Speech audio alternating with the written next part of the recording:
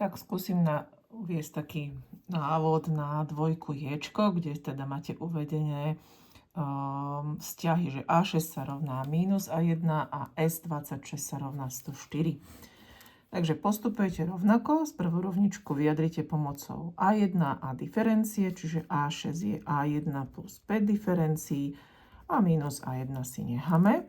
No a druhé S26 znamená súčet 26 členov postupnosti. Je to vždy aritmetická postupnosť, takže dosadíme do vzorčeka, pričom naše n je 26. Takže píšem, že 26 lomeno 2 krát A1 plus A26, je teda posledný, sa rovná 104. Toto skúsim teda prehodiť na druhú stranu. 2A1 plus 5D sa rovná 0. Toto je 13 krát A1. No a opäť A26 si vyjadrím ako A1 plus 25 diferencií sa rovná 104. A mám zase opäť sústavu dvoch rovníc a dvoch neznámych.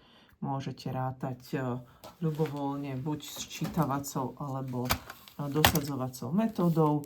Ja si možno pozriem, či sa dá deliť 104 deleno 13 je 8, tak si napíšem prvú rovničku, si odpíšem a dám 2A1 plus 25D sa rovná 104 deleno 13 je 8. Ideálne použiť ščítavaciu metódu. Prvú si vynásobím minus 1 a ščítam, čiže minus 2A1 plus 2A1 je 0. To som chcela, aby mi jedna neznáma vypadla. Minus 5D plus 25D je 20D sa rovná 8. Takže D je 8 dvacatín, čo je pokrátenie 4 2/5. No a ešte niekde vyjadrím A1. Napríklad môžem z tejto rovničky, alebo tuto mám lepšiu vyjadrenú, že 2A1 plus 5 krát diferencia nám vyšla 2/5 sa rovná 0. Čiže 2A1 plus 2 sa rovná 0. 2A1 sa rovná minus 2 a teda A1 je minus 1.